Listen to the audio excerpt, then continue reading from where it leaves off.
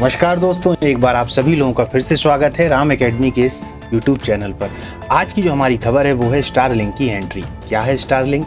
क्या भारत में ये संभव है या कुछ ऐसे नियम है जिसकी वजह से स्टारलिंक प्रॉपर तरीके से भारत में नहीं आ पा रहा है?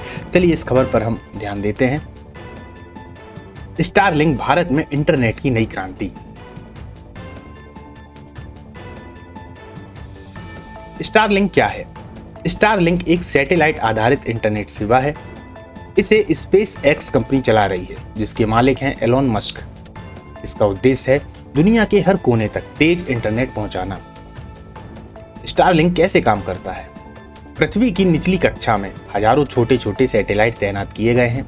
यूजर के पास एक डिश एंटीना होता है जो सीधे सैटेलाइट से जुड़ता है।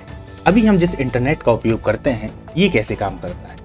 दोस्तों, दरअसल ये जो इंटरनेट है जिसको भी हम वाईफाई की मदद से चलाते हैं, अपने मोबाइल में चलाते हैं, लेकिन इसके लिए समुद्र के अंदर बहुत लंबी लंबी बड़ी बड़ी केबल बिछाई गई हैं जिसकी वजह से ये चलता है। लेकिन यहाँ पर जब हम स्टारलिंक की बात कर रहे हैं तो ये डायरेक्ट सैटेलाइट से जुड़ जाएगा। अब देखिए इसके कितने फायदे होते हैं। यह बिना तार के इंटरनेट सेवा देता है।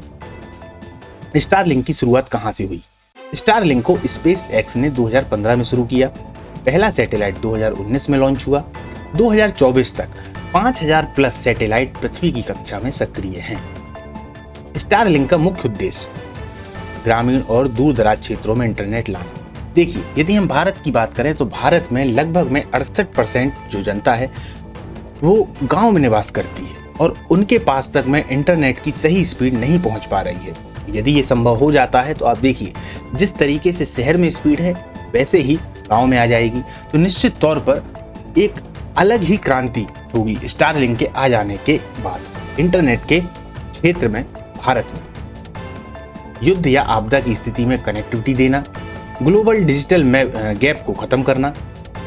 स्टारलिंक के थोड़े फायदे देखते हैं। तेज स्पीड होती है 100 Mbps से ज्यादा। कम लेटेंसी यानी गेमिंग और वीडियो कॉल के लिए उपयुक्त है। स्थिर कनेक्शन, मौसम या पावर कट का भी इसमें असर नहीं होता। मान लीजिए हम अक्सर देखते हैं जब मौसम खराब होता है तो हमारा जो इंटरनेट है वो कहीं ना कहीं बंद हो जाता है, लेकिन इसमें ऐसा नहीं है। चाहे मौसम खराब हो, तूफान आ रहा हो, आंधी आ रहे हो, पानी बरस रहा हो, लेकिन स्टारलिंक के जो फायदे हैं वो बरकरार रहेंगे, यानी स्थिर कनेक्शन रहेगा। ग्रामीण शिक्षा को बढ़ावा, बिल्कुल। डिजिटल इंडिया मिशन को ताकत मिलेगी। टेलीमेडिसिन और ऑनलाइन सेवाओं में वृद्धि होगी।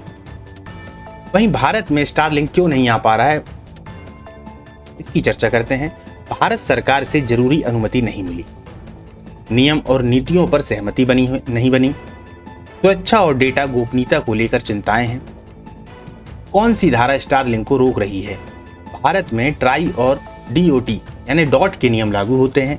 स्टारलिंक बिना लाइसेंस की प्री बुकिंग कर रहा था, जो भारतीय टेलीकॉम अधिनियम की धारा 4 का उल्लंघन है।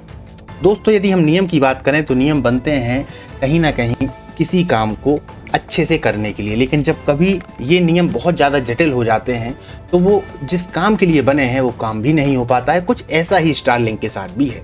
अच्छा, भारत सरकार की आपत्ति पर ध्यान देते हैं। बिना लाइसेंस सेवा बेचना, ग्राहकों से पैसे लेना बिना मंजूरी, राष्ट्रीय सुरक्षा और डेटा की निगरानी का ना होना। अगर स्टारलिंक आ जाए तो भारत को क्या फायदा है? 6 लाख से ज़्यादा गाँव में इंटरनेट पहुँच सकता है। देखिए कितनी इंपॉर्टेंट बात है। ऑनलाइन शिक्षा और हेल्थ सेक्टर में क्रांति होगी। IT सेक्टर और स्टार्टअप्स को गति मिलेगी।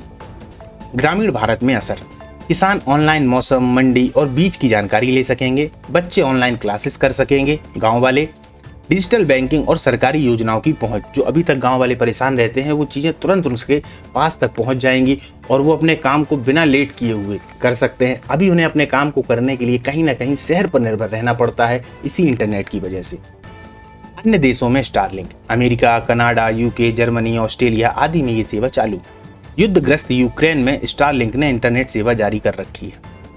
भविष्य की संभावनाएं, भारत सरकार से मंजूरी मिलने पर स्टारलिंक जल्द ही शुरू हो सकता है।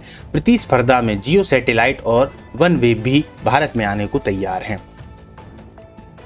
निष्कर्ष, स्टारलिंक इंटरनेट क्रांति ला सकता है, लेकिन इसके लिए जरूरी है सरकारी मंजूरी, क्योंकि नियम बहुत ज़्यादा पेचीदा हैं और उन नियमों को कहीं ना कहीं यदि बीच में हम रखते हैं तो स्टारलिंक के आने में थोड़ी दिक्कत तो होगी ही।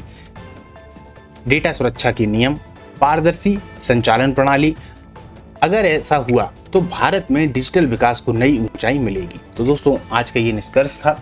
अब हम देखते हैं वो महत्वपूर्ण प्रश्न जो आपसे पूछे जा सकते हैं। इनका जो उत्तर है वो आपको देना है। स्टारलिंक किस कंपनी के द्वारा संचालित एक सैटेलाइट इंटरनेट परियोजना है? Amazon, Google, SpaceX, Microsoft. Starlink internet सेवा किस प्रकार की तकनीक पर आधारित है? Fibre optic, mobile network, satellite या ब्रॉडबैंड केबल। ये 2 प्रश्न है दोस्तों, दोनों के उत्तर आप लोग बताइएगा। और आज की जो हमारी क्लास है इसको अपने यहाँ पर समाप्त करते हैं।